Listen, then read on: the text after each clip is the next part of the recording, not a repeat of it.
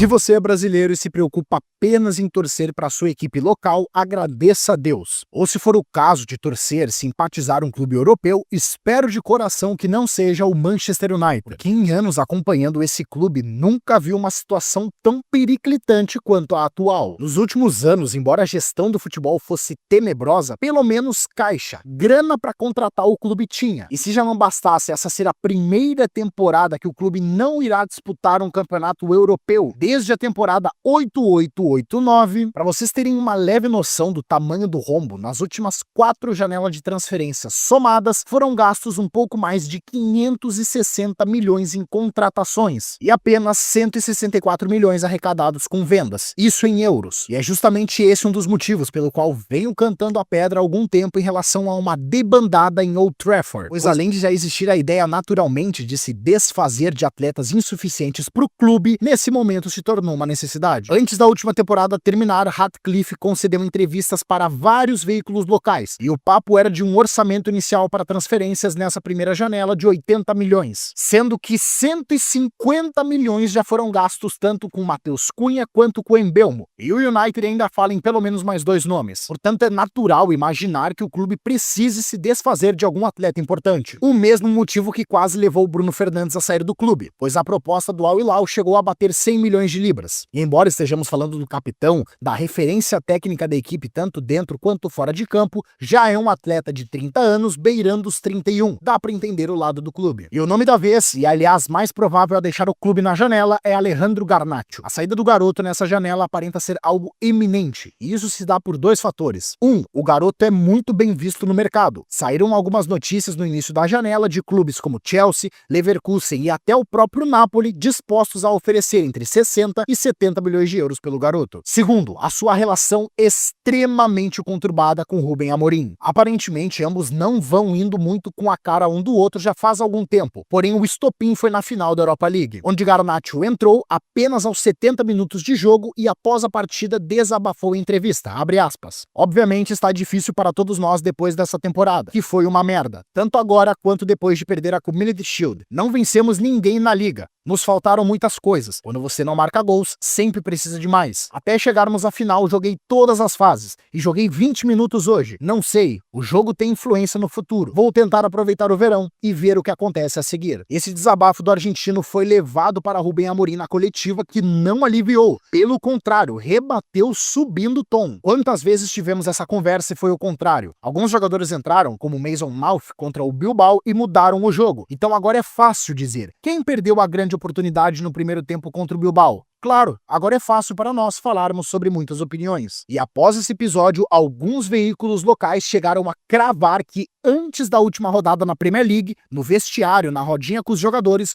Rubem Amorim teria dito diretamente para o Garnacho em alto e bom som, abre aspas, é melhor você rezar para que algum clube queira contratar você no verão. Se essa informação for realmente verdadeira, acho que não preciso nem explicar por que o clima não comporta mais Rubem Amorim e Garnacho no mesmo ambiente. Aparentemente não existe nem mais possibilidade de reconciliação. E esses fatores por si só já seriam o suficiente. Porém, no vídeo de hoje quero abordar um terceiro motivo pelo qual eu aproveitaria o hype do Garnacho para vendê-lo. Pois confesso para vocês que aqui de casa eu comecei a reajustar as minhas expectativas em relação a Garnacho. Tenho minhas dúvidas hoje em dia se o teto dele é realmente tão alto quanto imaginávamos. Pois quando ele subiu da base e começou a ganhar minutos na temporada 22-23, sendo eleito, aliás, no primeiro mês, em novembro, o melhor jogador da equipe, somado ao hype e o seu currículo na base, nós torcedores tínhamos a certeza que estávamos presenciando o surgimento de um jogador histórico, ainda mais devido às suas comparações a Cristiano Ronaldo, um dos melhores jogadores da história do esporte. Garnacho, no dia, aliás, que estreou, jogou pela primeira vez ao lado do ídolo, postou uma foto no Instagram com a seguinte legenda: se for um sonho, não me acorde. Admiração essa que fez a própria torcida do Manchester United se empolgar, trocando o seu tradicional grito de Viva Cristiano para Viva Garnacho. Mas como dito acima, confesso que se em determinado momento eu até mesmo tratei o garoto como futuro craque mundial, que ele tinha a possibilidade de ser um dos melhores extremas do mundo, hoje já começo a colocar os meus pés no chão. Pois embora ele tenha lampejos que demonstram qualidade, que ainda existe algum futuro ali, eu vejo ele em um estágio muito muito verde. Ele parece ainda ser um jogador extremamente imaturo. Parece não estar pronto. Quantidade de partidas que eu já assisti e vi ele errando tomadas de decisão e execução até mesmo de coisas básicas, eu já perdi a conta. E não me levem a mal, eu tenho quase 100% de certeza que o Garnacho, saindo do Manchester United, e principalmente se o seu destino for o Napoli, ele vai conseguir render. Em um novo ambiente, mais saudável, sem a pressão em cima dele, creio que ele vai conseguir dar esse último passo para ser um jogador mais constante. Mas usando o nosso querido FIFA, ou melhor, EA FC como exemplo, nós em determinado momento achamos que o seu potencial era para ser um jogador de overall 90, quem sabe até 91. Hoje eu reajustei essa expectativa. Se ele bater 8.3, 8.4, acho que já vai ser muito. Se ele não fosse tão valorizado no mercado, confesso que eu ainda daria um voto de confiança a ele. Talvez até mesmo emprestaria para um clube menor. Mas com essa incerteza sobre o seu real potencial e com alguns clubes querendo oferecer 70 milhões por ele, desculpa,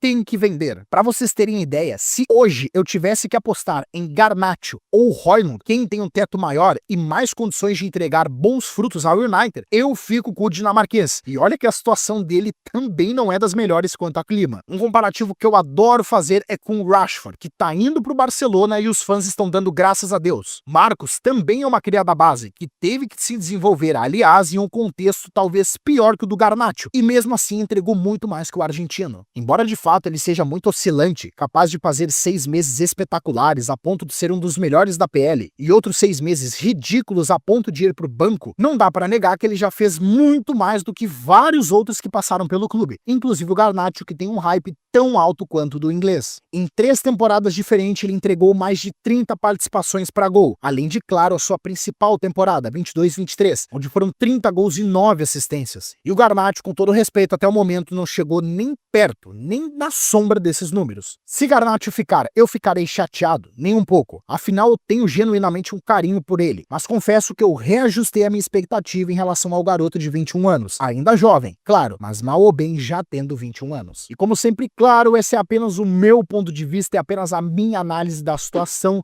Deixe nos comentários, aliás, a sua opinião. Concordam comigo? Discordam completamente? Acham que o problema do Garnacho é o Manchester United? Ele acaba por ser uma vítima do processo? Não esqueça de deixar o seu like, claro, para que o algoritmo divulgue minimamente o nosso conteúdo, e também se inscreva no canal. Pô, não te custa absolutamente nada e você ainda ajuda no nosso crescimento. E não perde o último vídeo do canal em que eu falei sobre a mina de ouro do Chelsea. Pois é, dá para dizer que Enzo Maresca tem 3 joias raras atualmente em suas mãos. Quer entender de quem se trata? Então clica na capa aqui ao lado. Muito obrigado pela atenção, pela audiência e até o próximo vídeo.